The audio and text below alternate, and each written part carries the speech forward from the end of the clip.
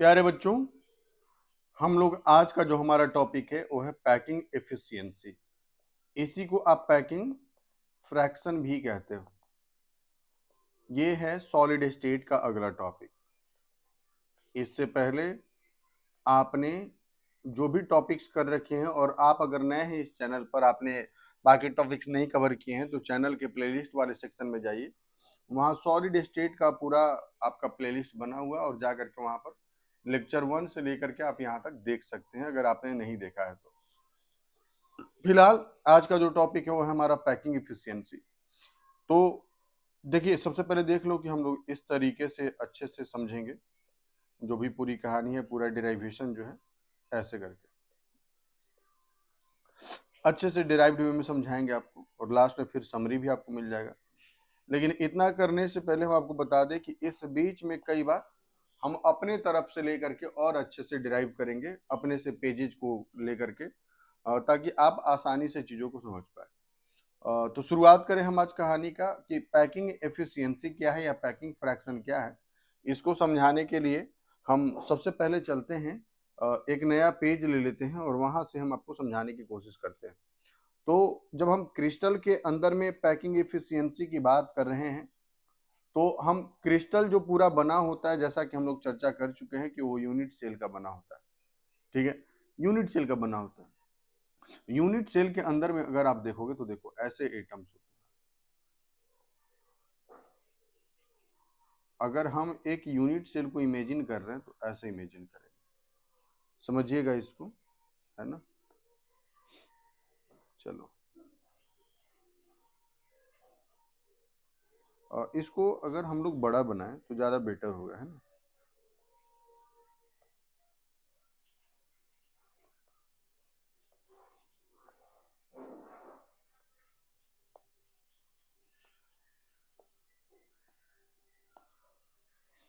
चलिए,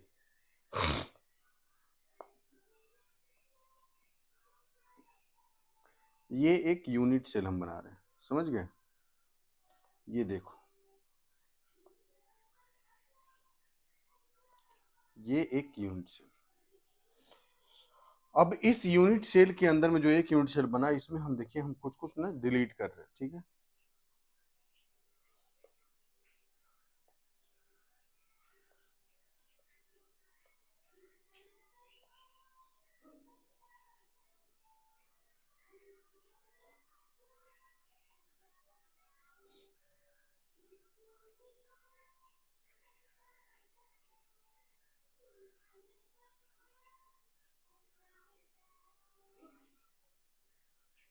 चलो, ये देख लो, ये जो आपको स्ट्रक्चर दिख रहा है, इसमें आप देखिए कुछ जगह खाली बच जा रहे हैं। आप देखो, ये जो हम एक यूनिट सेल बनाए यानी एक क्यूब बनाए, इस क्यूब में आप देखो कुछ जगह खाली बच रहा है, ठीक है। ये कुछ जगह खाली बच जा रहे हैं, ठीक है। तो अब यही हमको बताना है ना कि ये जो एक यूनिट सेल है, ये जो एक यूनिट सेल है, इसमें कुछ जगह जो है वो एटम्स के द्वारा घेर लिए जा रहे हैं, कुछ जगह जो है वो खाली रह जा रहा है। तो हमको ये बताना है ना कि इस पूरे यूनिट सेल में कितना जगह एटम के द्वारा घेर लिया गया और कितना जगह खाली रह गया, यही बताना है इसमें। समझ गए, कितना जगह खाली रह गया, कितना जगह भर गया। तो एटम के द्वारा जो जो ऑक्यूपाइड स्पेस है, एटम के द्वारा जो ऑक्यूपाइड स्पेस है, क्लियर है बात ना। एटम के द्वारा जो ऑक्यूपाइड स्पेस है, इस स्पेस को परसेंटेज में रिप्रेजेंट करना, वही कहलाता है पैकिंग एफिशिएंसी, वही कहलाता है पैकिंग एफिशिएंसी। किसी भी एक क्रिस्टल के अंदर में एटम्स के द्वारा घेरा गया स्पेस, कवर किया गया स्पेस के परसेंटेज को रिप्रेजेंट पर इसको परसेंटेज में रिप्रेजेंट करना पैकिंग एफिशिएंसी कहलाता है। क्लियर है बात। देखिए लिखा है कि the fraction of total volume of the unit cell that is occupied by spheres is called packing efficiency. Spheres का मतलब एटम की बात कर रहा है, या मॉलिक्यूल की बात कर रहा है, या आयन की बात कर रहा ठीक है, देखिए यहाँ पर ये जो स्ट्रक्चर आपको दिख रहा है, इसमें एटम दिखाए गए हैं, रेड से आपको फ्री स्पेस दिखाया गया, खाली जगह दिखाया गया। तो कहने का मतलब है कि किसी भी एक यूनिट सेल में जितना स्पेस एटम के द्वारा या कंस्टिट्यूएंट पार्टिकल के द्वारा कवर कर लिया जा रहा है, उस स्पेस को परसेंटेज में रिप्रेजेंट करना हमारा पैकिंग एफिशिएंसी कहलाता है। क्लियर होगी बात? ओके ना। पैकिंग एफिशिएंसी का फॉर्मूला क्या है? इसका फॉर्मूला है volume of a sphere by वो total volume of unit cell into 100%। ठीक है ना? ओके। वॉल्यूम ऑफ स्फीयर, क्योंकि एटम मानो, मॉलिक्यूल मानो या आयन मानो, तीनों का जो स्ट्रक्चर होता है स्फीयर की तरह ही माना गया। तो volume of spheres by total volume of unit cell, यही है पैकिंग एफिशिएंसी का फॉर्मूला। और यहां हो गया पैकिंग एफिशिएंसी का डिफिनेशन। आइए अब इसमें हम लोग एक एक करके जितने भी एटम्स हैं हमारे पास, जितने भी यूनिट सेल्स हैं, सभी यूनिट सेल्स का एक एक करके हम लोग यहाँ पर पैकिंग इफिशियंसी कैलकुलेट करते हैं कि किस तरह के, जैसे हम लोग कई प्रकार के यूनिट सेल पढ़े ना, हम लोग पढ़े कि सिंपल यूनिट सेल होता है, फेस सेंटर्ड यूनिट सेल होता है, उसके बाद बॉडी सेंटर्ड यूनिट सेल होता है। तो किस यूनिट सेल में कितना स्पेस एटम के द्वारा घेरा जा रहा है और कितना खाली रह जा रहा है, इसका अब कैलकुलेशन करना है। और कैलकुलेशन करने के लिए हम लोग सबसे पहले जान लें कि यहाँ पर जो फॉर्मूला में लिखा गया वो लिखा गया है वॉल्यूम ऑफ स्फीयर और वॉल्यूम ऑफ यूनिट सेल। जो हमारे सिलेबस में है वो है क्यूबिक यूनिट सेल के बारे में पढ़ना, ध्यान रखना, क्यूबिक यूनिट सेल के बारे में पढ़ना जो हमारे सिलेबस में। ठीक है, तो इसमें देखिए सबसे पहले क्या है, वॉल्यूम ऑफ स्फीयर। तो वॉल्यूम ऑफ स्फीयर, स्फीयर का वॉल्यूम जानते हैं 4/3πr³। अब मान लो हर यूनिट सेल में अलग अलग नंबर ऑफ स्फीयर होते हैं, एटम्स होते हैं। जैसे अब हम लोग पढ़े थे कि सिंपल यूनिट सेल में एक एटम होता है ना। फेस सेंटर्ड में 4 एटम्स होते हैं, टोटल नंबर ऑफ एटम 4 होते हैं। बॉडी सेंटर्ड में 2 एटम होते हैं। तो नंबर ऑफ एटम्स अलग अलग होते हैं सभी में। तो जितना मान लो अगर किसी में 4 है तो 4/3πr³ इंटू क्या करना होगा, 4 करना होगा। किसी में 2 होगा तो इंटू 2 करना होगा, किसी में 1 होगा तो इंटू 1 करना होगा। Volume of cube A cube. ठीक है, वॉल्यूम ऑफ क्यूब क्या हो जाएगा, ए क्यूब हो जाएगा। यहाँ देखिए दे दिया गया है नंबर ऑफ पार्टिकल्स लिख दिया गया। सिंपल क्यूबिक यूनिट सेल में कितने होंगे, 1 होगा। बॉडी सेंटर्ड में कितना होगा, 2 होगा। फेस सेंटर्ड में कितना होगा, 4 होगा। इसी तरीके से नंबर ऑफ पार्टिकल्स यहाँ पर होते हैं। आइए कहानी को हम आगे लेकर चलें और सबसे पहले शुरुआत करें सिंपल क्यूबिक यूनिट सेल की बात करते हैं। आप देखिए ये हमारे पास सिंपल क्यूबिक यूनिट सेल है। अगर आप देख रहे हो सिंपल क्यूबिक यूनिट सेल में जो एटम्स होते हैं वो सिर्फ और सिर्फ कॉर्नर पर होते हैं। आइए इसको ड्रॉ करते हैं। ठीक है ना। सिंपल यूनिट सेल की जब बात करते हैं हम लोग, तो उसमें एटम सिर्फ कहां पर मौजूद है, कॉर्नर के ऊपर में। एटम सिर्फ कॉर्नर के ऊपर मौजूद है, ऐसे कॉर्नर के ऊपर में। इन कॉर्नर के एटम को अगर आप शो करना चाहते हो तो ये कुछ इस प्रकार से ऐसे, और इनके बीच में ये है लाइन। तो ये जो आपको एज लेंथ दिख रहा है यहाँ पर, ये एज लेंथ दिख रहा है 2 एटम के बीच में, ये वही 2 एटम है। तो ये जो 2 एटम के बीच का, ये जो इनके सेंटर के बीच का दूरी आपको दिख रहा है, यही है एज लेंथ, जिसको ए से रिप्रेजेंट करते हैं। यही है एज लेंथ। क्लियर है बात? तो ये हो गया रेडियस आर और ये हो गया रेडियस आर। तो अगर हम यहाँ पर देखें तो ए इक्वल टू मेरा कितना निकल करके आएगा, 2r। यानी कि हम कह सकते हैं कि edge length of simple unit cell is equal to 2 into radius of atoms. ये हो गया हमारे पास फॉर्मूला। समझ गए बात को? यहाँ पर वही बताया गया है। देखिए, देखो ये देख रहे हो, ये कॉर्नर, इसको मिला दो।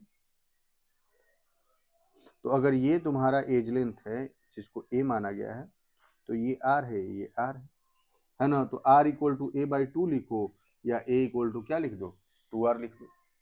अब आइए डेराइवेशन में चले। अब यहाँ पर हम करेंगे कि पैकिंग एफिशिएंसी इक्वल टू, तो फॉर्मूला क्या था कि volume of sphere. Volume of sphere है 4/3πr³। अब बताओ सिंपल यूनिट सेल में नंबर ऑफ एटम कितने होते हैं, अभी जस्ट हम लोग पढ़े थे नंबर ऑफ एटम 1 होता है। By volume of unit cell, हम लोग क्यूबिक यूनिट सेल की बात कर रहे हैं, तो वॉल्यूम हो जाएगा ए क्यूब साइड क्यूब और इनटू क्या हो जाएगा 100%। अब आगे बढ़िए, तो 4/3, 3 कहाँ आ जाएगा नीचे, पाई आर क्यूब, इंटू 1 तो 1 रहने तो चलो, और नीचे में 3 आ चुका है, ए क्यूब है, ए की जगह देखिए हम लोग क्या लिख सकते हैं, 2r लिख सकते हैं क्या, तो 2r का क्या हो जाएगा क्यूब, इंटू क्या हो जाएगा 100।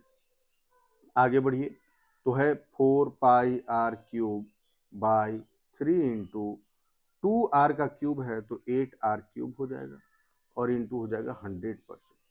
आप गौर से देखो तो r से r हमारा कैंसिल हो जाएगा, 4 से ये कैंसिल हो जाएगा, तो ऊपर में जो रह गया वो क्या रह गया, ऊपर में पाई इंटू 100/6 हो जाएगा परसेंट। पाई का वैल्यू होता है 3.14 इंटू 100/6।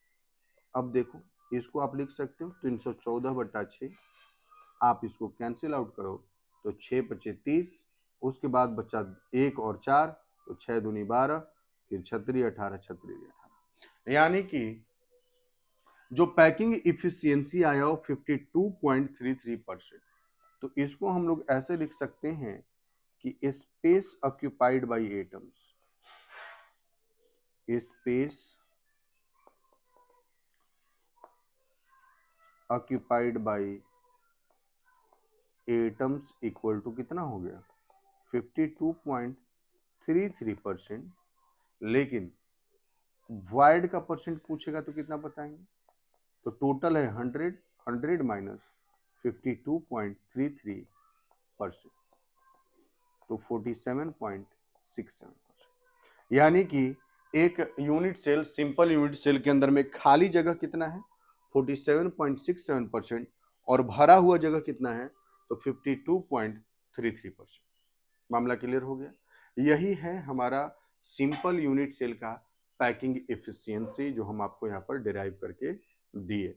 ठीक है, क्लियर होगी बात। देखिए यहाँ पर सपोज कर लिया गया कि एज लेंथ ए है, रेडियस ऑफ स्फीयर आर है।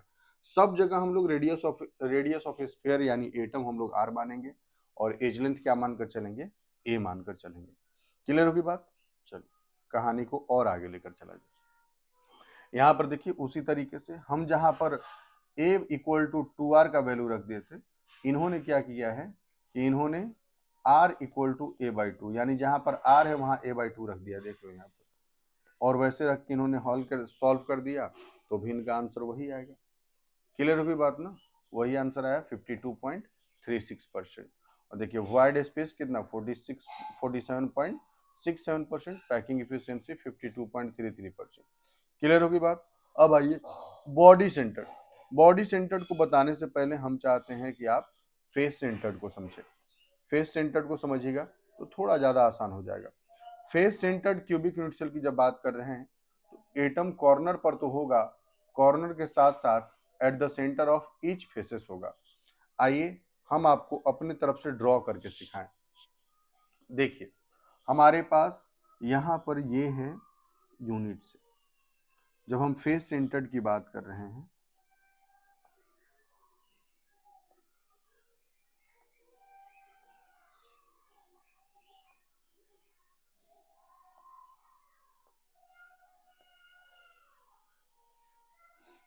यहाँ कॉर्नर पर एटम,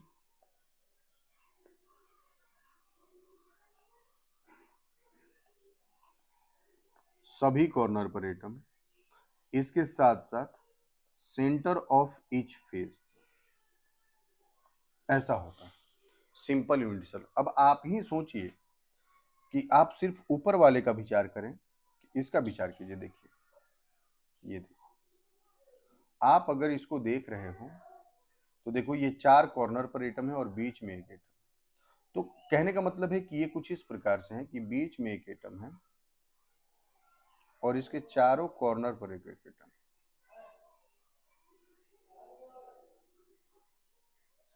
ऐसे अब आप ही बताइए कि एक इस एटम के सेंटर को इस एटम से मिला रहे, इसके सेंटर से, कुछ ऐसा। तो बताइए इसका रेडियस r है, इसका रेडियस r है और ये पूरा क्या है a। तो क्या यहाँ पर a इक्वल टू 2r वाला कॉन्सेप्ट काम करेगा? ये कॉन्सेप्ट काम कर सकता है? आंसर है नहीं। क्यों नहीं? क्योंकि देखिए r प्लस r बीच में देखिए तो स्पेस बच गया कि नहीं, इतना ये एक्स्ट्रा हो गया। तो यहाँ a तो है, ये साइड a तो माना जाएगा, लेकिन यहाँ r वैलिड नहीं बैठेगा। a इक्वल टू 2r जो है वो वैलिड नहीं बैठेगा, क्योंकि कुछ एक्स्ट्रा हो जा रहा है। 2r से जो बीच में आया एरिया, इसकी वजह से थोड़ा सा r का, यहाँ पर a का वैल्यू अब 2r के रेस्पेक्ट में क्या हो जा रहा है, अधिक हो जा रहा है। तो इसको बनाने के लिए, निकालने के लिए, वैल्यू को निकालने के लिए हम लोग यहाँ पर इसको मिला देंगे। अब आप देखो, हम लोगों के पास एक ट्रायंगल बन चुका है, समझ गया? देखिए ऐसे मिला दिया गया, ठीक है, ए बी सी, ए बी सी, एक ट्रायंगल बन गया ना, राइट एंगल ट्रायंगल। तो राइट एंगल ट्रायंगल हम जानते हैं कि पाइथागोरस थ्योरम लग जाता है। तो आइए हम लोग यहाँ पर सबसे पहले लिखें कि सपोज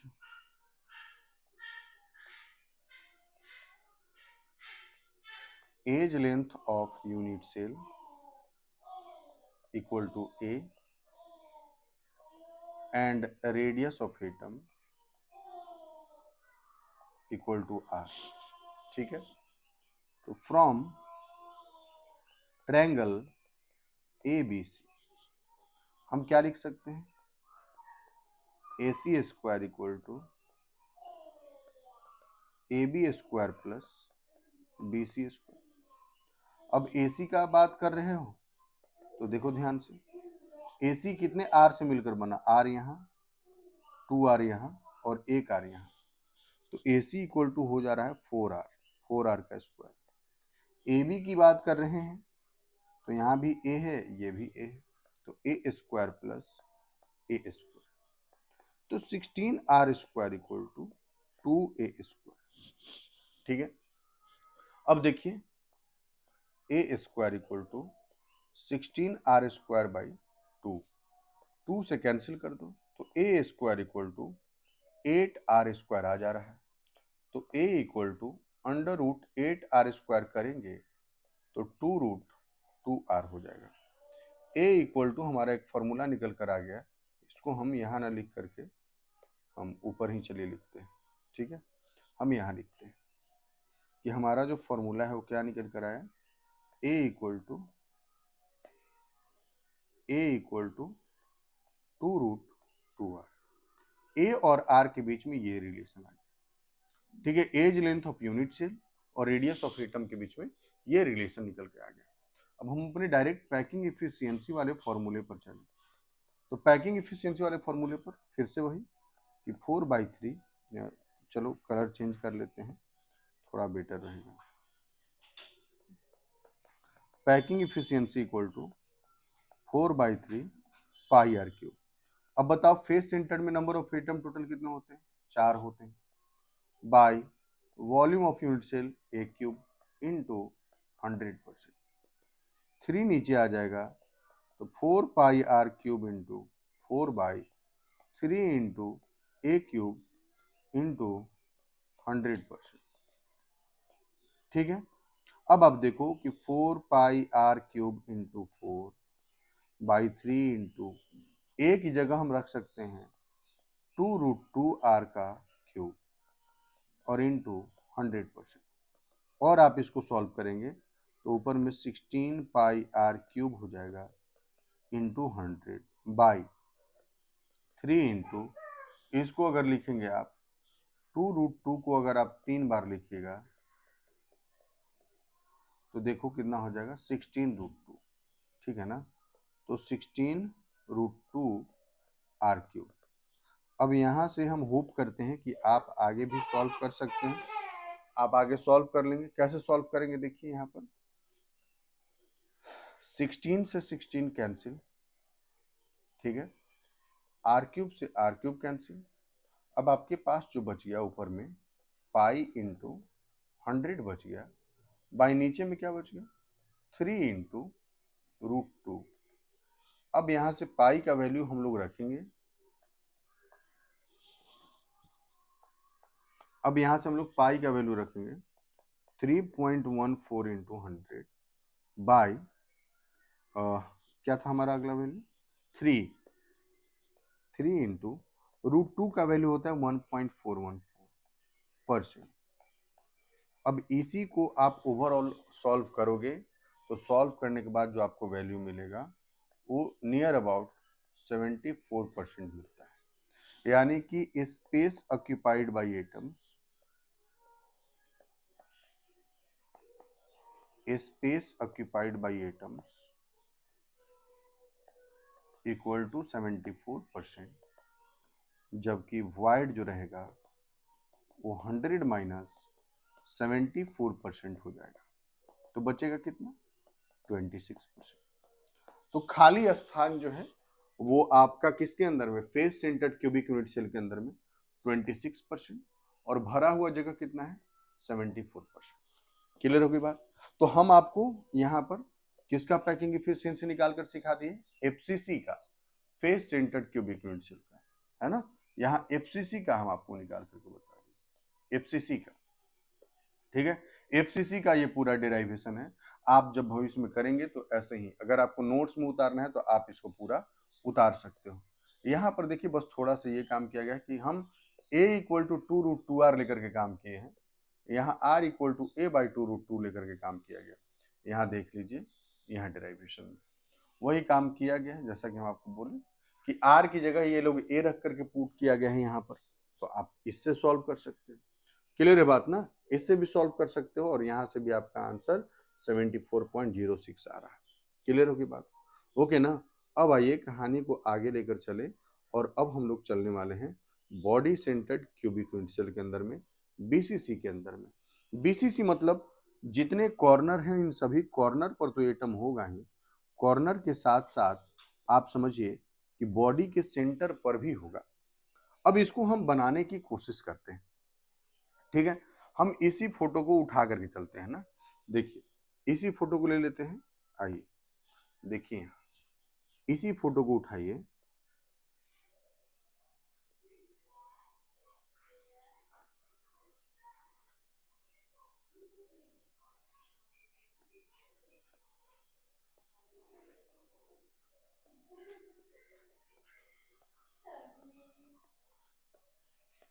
ये है, ठीक है, यहाँ एक एटम होगा। अब इसको क्या करना, फिर से आपको, जब बीच में यहाँ एटम है बॉडी सेंटर पर, तो फिर से वही मामला समस्या रहेगा। समस्या वही है कि यहाँ पर हम लोग मतलब फिर से वो ए इक्वल टू 2r नहीं काम कर पाएगा, क्योंकि इस बीच वाले की वजह से ऊपर लेयर, जो ऊपर का लेयर 4 एटम है, नीचे का लेयर का 4 एटम, इनके बीच में डिफरेंस क्रिएट होगा।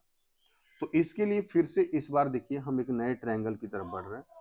एक ट्रायंगल बनेगा ये वाला जो हम लोग फेस सेंटर में बनाए थे, ए बी सी, और देखिए एक ट्रायंगल इसको मिला करके बना दीजिए, है ना। तो क्या बन जाएगा? डी। इस पॉइंट को नाम दे दीजिए डी। इस प्रकार से हमारे पास ये बन गया। अब शुरू कीजिए फिर से वही मानना कि सपोज